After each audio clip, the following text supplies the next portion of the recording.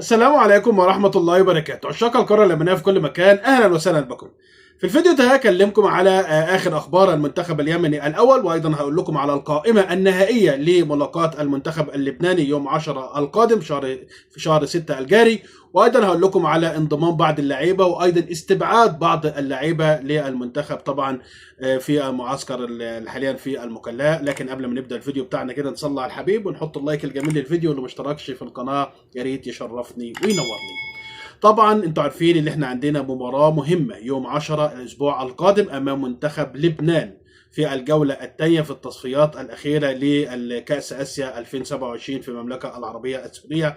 كل التوفيق إن شاء الله للمنتخب اليمني في هذه المباراة، عشان طبعا يعني نمشي كده اتباعا، والمباراة دي مهمة جدا. مباراة لبنان ديت هي الأهم في المجموعة، هتفوز هتتصدر المجموعة. عندنا مباراتين إن شاء الله سهلين أمام برناو وأمام بوتان، نفوزهم ان شاء الله في المباراه الاخيره امام لبنان هتكون طبعا يعني صداره المجموعه، فما نوصلها يكون ان شاء الله افضل واحسن.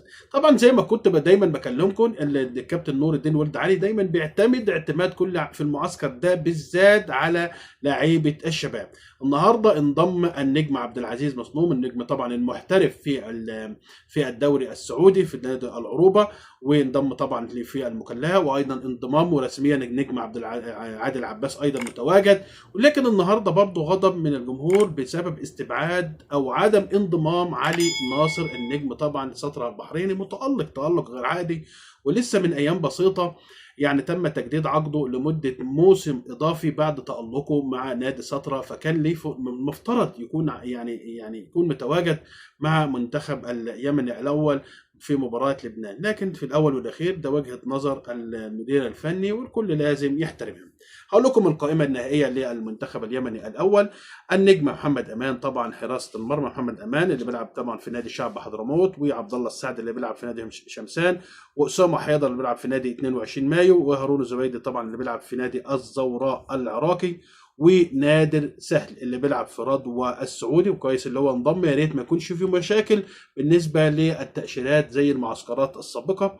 وحمزه الريمي اللي بيلعب في الطلبه العراقي، وصلاح سعيد اللي بيلعب في نادي شعب حضرموت، ورضوان الحبيشي اللي بيلعب في نادي الرمادي العراقي، وحمزه السرابي اللي بيلعب في نادي اليرموك، ورامي الوسيماني اللي بيلعب في الاهلي البحريني، وعلي الدقيني اللي بيلعب في نادي الشعب حضرموت، ومحمد فوزي اللي بيلعب ايضا في نادي الشعب حضرموت، وعمر جولان اللي بيلعب في نادي التلال، واسامه عنبر اللي بيلعب في الميناء العراقي، ومحمد هاشم اللي بيلعب في نورز العراقي، والنجم عادل عباس اللي بيلعب في نادي التلال، وعمر الداحي اللي بيلعب في نادي النجف العراقي، وناصر محمدوه اللي بيلعب في زاخو العراقي، وعبد الواسع المطري اللي بيلعب في سطرة البحريني، وعبد المجيد صبارة اللي بيلعب في ديالي العراقي، وحمزة محروس اللي بيلعب في أهلي تعز، وممدوح بن عجاج اللي بيلعب في نادي التضامن حضرموت، والنجم عبد العزيز مصنوم اللي بيلعب في نادي العروبة السعودي.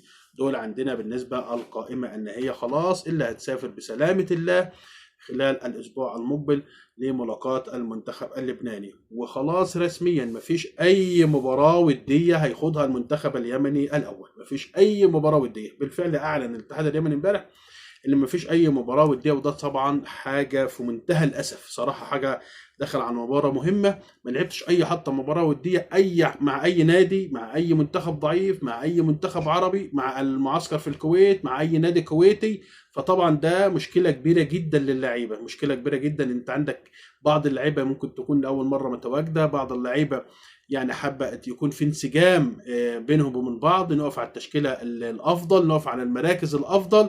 لكن ان شاء الله خير، ويا رب يا رب ان شاء الله الفوز للمنتخب اليمني ان شاء الله في المباراه امام لبنان. شكرا لحضراتكم، تنسوش دايما تدعمونا باللايك والاشتراك في القناه. دمتم في امان الله وحفظه، والسلام عليكم ورحمه الله وبركاته.